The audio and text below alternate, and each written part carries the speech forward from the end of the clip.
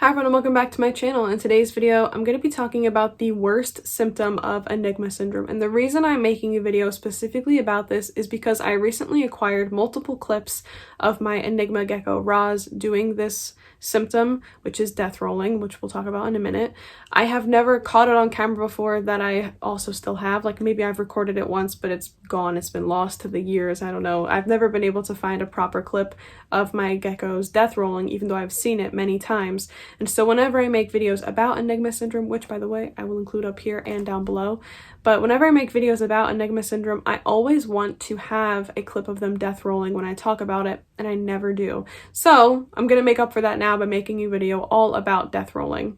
Now before we get started, I ask that you please like, subscribe, hit the notification bell. Please consider supporting us on Patreon or by becoming a channel member. We'd love to have you, but if not, that's okay. I'm happy you're here anyway.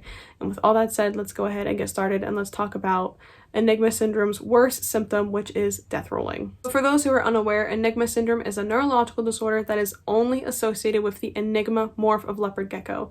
The Enigma morph is not one that you often will find at pet stores, and typically if you buy an Enigma, you already know because the breeder has told you, or because like if you found it for rehoming on Craigslist, they'll be more expensive because they're an Enigma, and then usually the Craigslist post will indicate they're an Enigma. But I have a lot of people in my DMs who will see their gecko act a little goofy and they'll be like, oh, it's an Enigma. No, it's not. If you got your gecko from a Petco, it's probably not an Enigma.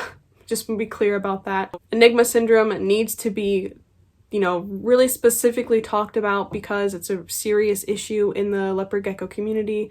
And if everybody is just labeling their gecko as an Enigma or having a neuro disorder when they don't, then it kind of hurts, the discussion. So I just want to be really clear about that. My Enigmas I know are Enigmas because they came from breeders' surrenders, with the exception of Marcella, who I found for rehoming on Craigslist. I want to talk strictly about Enigmas. I just wanted to put that little bit of information in the beginning because a lot of people will see their gecko have an interesting behavior or, something that is actually a health issue, but they immediately label it as Enigma syndrome, which is incorrect.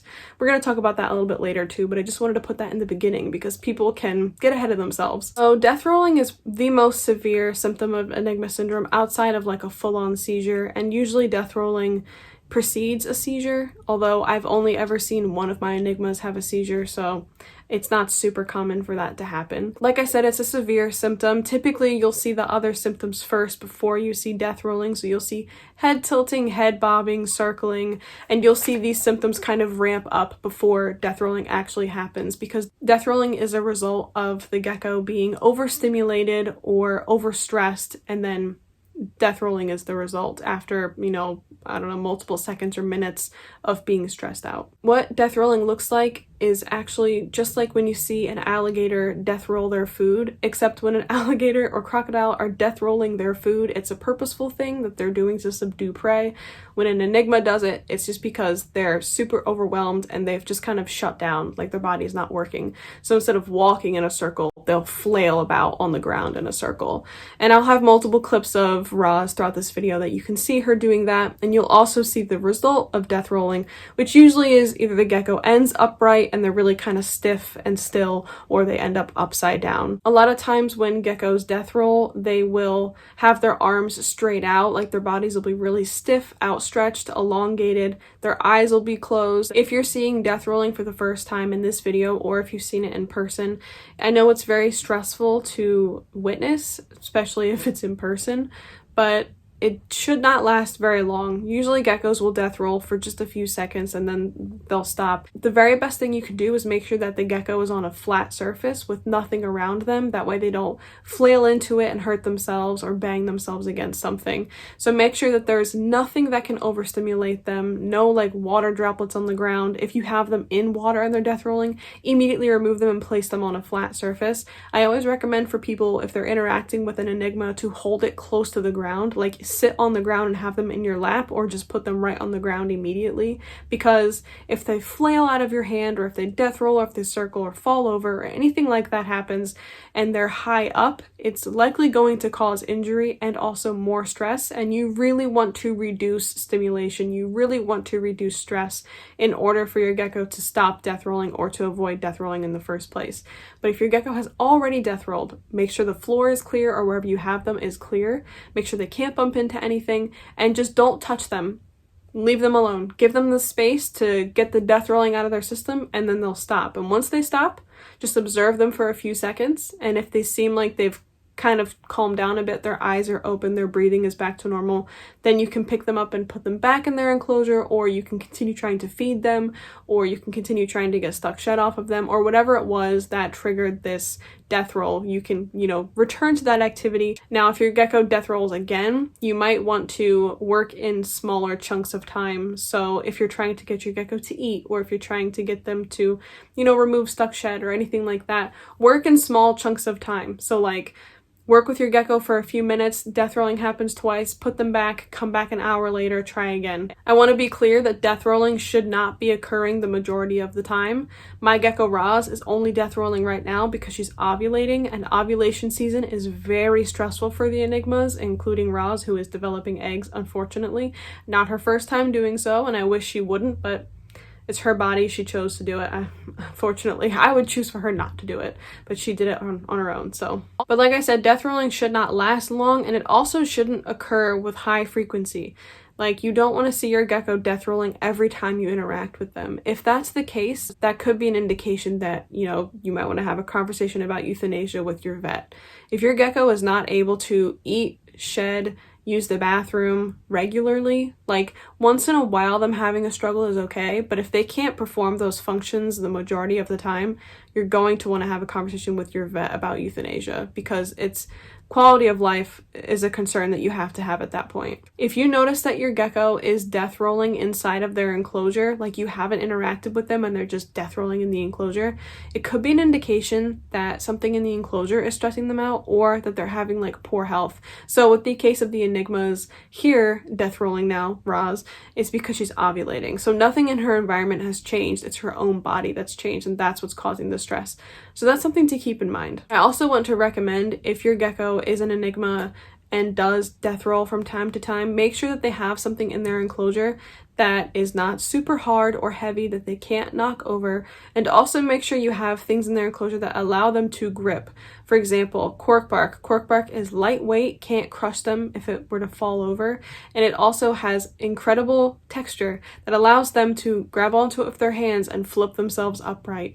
I really recommend having something like that in the enclosure, because a lot of the hides that people offer from pet stores are really smooth, and if your Enigma is having trouble, trying to right themselves when they're on their back, that smooth texture is not going to help them. It also is beneficial to offer a smaller enclosure and like more compact things in the enclosure. So if your gecko flips over, they're not too far away from something that they can grab onto and flip themselves upright. So we talked a little bit about euthanasia. That is always going to be something you have to think about if you have a gecko that has a neurological disorder, especially if it gets worse with time, or if it gets worse with ovulation and then doesn't get better when ovulation and egg laying season is done. Euthanasia is always something that's on the back of my mind when I'm interacting with my Enigmas, because quality of life is important, and neuro issues can fluctuate. They can get better, they can get worse, and it's going to be up to you, your individual gecko, and your vet to come to that decision. I'm not going to tell you, this is when you have to do it, because it's going to be different for every gecko. But just know that it's something that you do have to think about when you keep a disabled reptile. For example, if Roz, after this ovulation season, continues to death roll or have issues with stuck shed, then euthanasia would be something that I would consider. But given her past history of just having an irritation during ovulation season and then her symptoms going back to normal after the season is over, I suspect that will also be the case, but you never know. It's just going to be something I have to keep an eye on. Now, I don't want you to immediately see your gecko death roll or spin or do something like a death roll and come to the conclusion that your gecko is an Enigma. Death rolling is not exclusive to Enigma syndrome.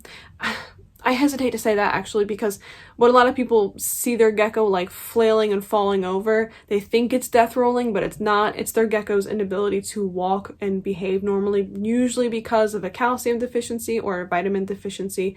So I want to talk about some of the things that can cause symptoms that look like death rolling or look like a neurological issue. So like I said, the most common ones are going to be like metabolic bone disease caused by vitamin and calcium deficiency. this is where the gecko doesn't have the like strength to walk normally and they topple over because their bones are lacking calcium. Or the gecko could be malnourished and is therefore falling over more easily. You might also see a gecko fall over if they've experienced head trauma and have then developed neuro issues because of that. You might also see it in a gecko that is not an Enigma, but has neuro issues because of inbreeding or some sort of other issue like white and yellow syndrome. Although typically with white and yellow syndrome, which I'll leave a video about up here, you're not going to see them fall over. If they do, it's usually like when they're a baby and they grow out of it. But again, that's a whole separate issue. And again, I've included it up there, so make sure you go watch that video before you come to any conclusions about your gecko's morph. The bottom line is, in most situations, especially if people got a gecko from a pet store or if they know that it's not a white and yellow Enigma or some sort of morph that typically has an issue with neuro issues, or if their gecko has been normal for a long time and then suddenly has issues, it's probably health related and you'll want to consult a vet, and also you'll probably want to adjust your husbandry. I will leave a full 2-hour-long leopard gecko care guide up there in which you can learn all about how I care for leopard geckos and also how other people care for leopard geckos as well. If you're noticing that your husbandry is improper from that video, make sure that you make some changes and see if that helps your gecko, but also please consult a vet, because if your gecko does have a calcium or vitamin deficiency, they're going to be able to help you with like a liquid calcium supply that's going to bring your gecko's strength up really quick. As a final note, if you're noticing that your gecko is doing something similar to death rolling or circling or is flailing or flopping over, please consider the fact that, you know, if they've never had it and it's suddenly appeared, that it's health related. It could be head trauma, could be vitamin deficiency, could be calcium deficiency, it could be a whole host of things that are not Enigma syndrome. So just be really clear. Don't immediately just jump to, oh, it's an Enigma, and do nothing for your gecko, because in most situations you'll be able to fix that issue and have a healthy or relatively healthy gecko again. So don't just resign yourself to, oh, it's an Enigma, because if you don't know their morph, it's probably not an Enigma. Thank you so much for watching. I hope you found this informational and insightful. If you did, let me know by leaving a like and a comment. Also, please subscribe, hit the notification bell. Also, please consider supporting us on Patreon or by becoming a channel member. We'd love to have you. If not, that's okay. I'm happy you were here anyway. And with that, I will see you guys in the next one. Bye. And a special thank you from Benjamin, all the rest of the animals, and I to our patrons and channel members.